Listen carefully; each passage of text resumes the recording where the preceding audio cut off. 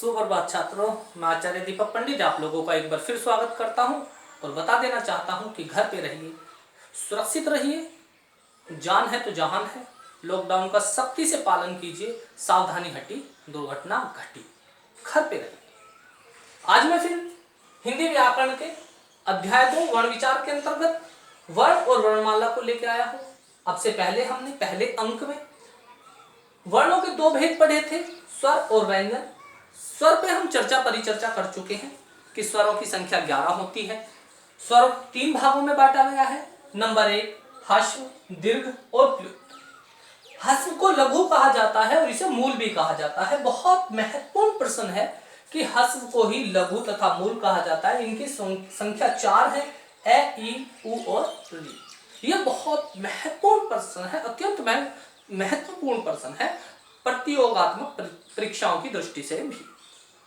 दीर्घ की संख्या 7 है, आ, ई, उ, ए, ओ और री।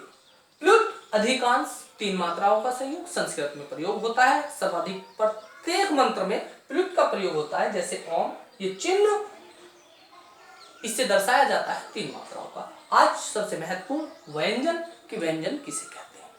व्यंजन को 3 भागों में बांटा गया, प्रमुख 3 भागों में। सबसे पहले आते हैं स्पर्श व्यंजन। ये स्पर्श व्यंजन है। प्रत्येक स्पर्श व्यंजन को बोलने के लिए हमें ए स्वर की सहायता लेनी पड़ती है। हम बोलेंगे क, ख, ग। स्पर्श व्यंजनों की संख्या 25 होती है। स्पर्श व्यंजन इनकी संख्या 25 होती है, याद रखना। इन्हें 5 वर्गों में बांटा गया है। कितने वर्गों में? 5 वर्गों में। क वर्ग, च वर्ग, ट वर्ग, त वर्ग और पा वर्ग। का वर्ग के अंतर्गत क, ख, ग, घ, ण। च वर्ग के अंतर्गत च, छ, ज, झ, ण। ट वर्ग के अंतर्गत ट, ठ, ड, ढ और ण। ता वर्ग के अंतर्गत ता, थ, द, ध और न। पा वर्ग के अंतर्गत पा, फ, ब, भ, म। ये 5 वर्ग होते हैं। प्रत्येक वर्ग को बोलने के लिए स्वर यंत्रक में अपना एक स्थान होता है। जैसे क वर्ग को बोलने के लिए कंठ का प्रयोग किया जाता है। च वर्ग को बोलने के लिए तालु का प्रयोग किया जाता है।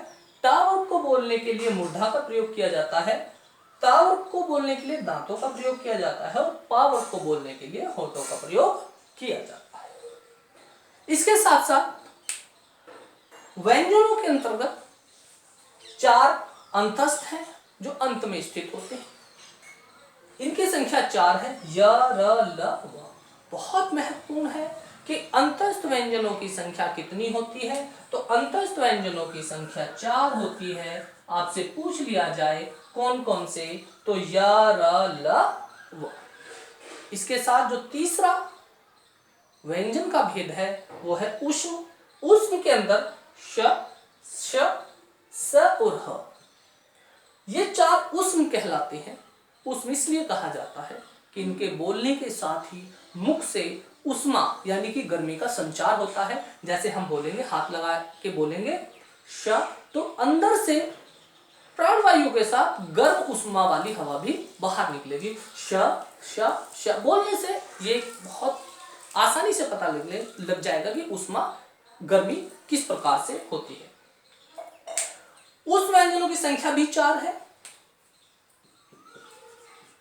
बहुत महत्वपूर्ण अनेक प्रश्न यहां से बनते हैं।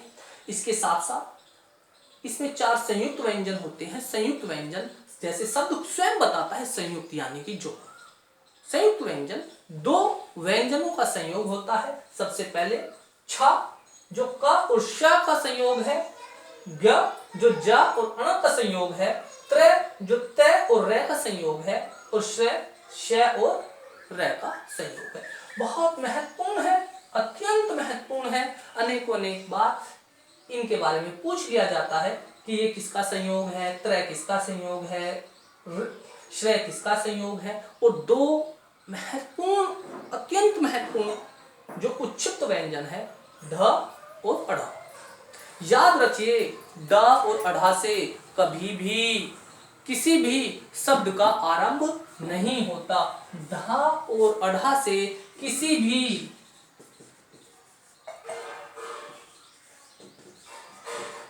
शब्द का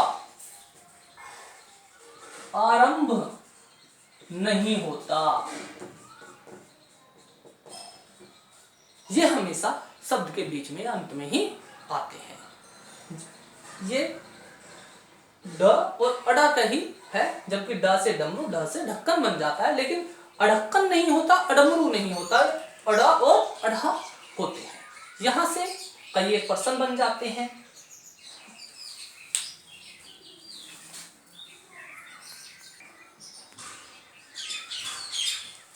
यहां से अनेकों प्रश्न बन जाते हैं, जैसे व्यंजन के कितने भेद होते हैं? तो व्यंजन के 3 भेद होते हैं, स्पर्श व्यंजन, अंतस्थ व्यंजन और ऊष्म व्यंजन। एक और प्रश्न बहुत महत्वपूर्ण बनता है कि स्पर्श व्यंजनों को कितने वर्गों में बांटा गया है? तो स्पर्श व्यंजनों को 5 वर्गों में बांटा गया है।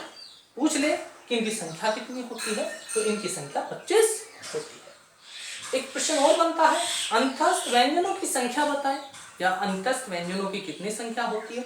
तो अंतस्थ व्यंजनों की संख्या 4 होती है। आपसे पूछ लिया जाए कि अंतस्थ व्यंजन कौन कौन से होते हैं, तो आ जाएगा य, र, ल, व। ये भी पूछा जा सकता है कि निम्नलिखित में से कौन सा अंतस्थ व्यंजन है, तो हमें याद करने होंगे य, र, ल, व अंतस्थ व्यंजन है। जौन सा भी इनमें हो, जो भी हो वो लिख सकते हैं। एक और प्रश्न बनता है, उस व्यंजनों की कितनी संख्या होती है? तो उस व्यंजनों की संख्या 4 होती है। आपसे पूछ लिया जाए कि उस व्यंजन कौन कौन से होते हैं, तो मैंने आपको पहले भी बता चुका हूं, फिर देख लीजिए, श, स और है। एक प्रश्न और बनता है, संयुक्त व्यंजनों की संख्या लिखिए। तो संयुक्त व्यंजनों की संख्या 4 होती है। आपसे पूछ लिया जाए कौन कौन से होते हैं, तो ये संयुक्त व्यंजन है। इसके साथ साथ आपसे पूछ लिया जाए कि संयुक्त व्यंजन किन 2 व्यंजनों का संयोग है, तो इससे पहले मैंने बता ही दिया था कि संयुक्त व्यंजन इन 2 व्यंजनों का संयोग है। अगर आपको फिर भी कोई प्रश्न समझ में नहीं आता, तो नीचे कमेंट बॉक्स में आप लिखकर मुझसे पूछ सकते हैं। धन्यवाद।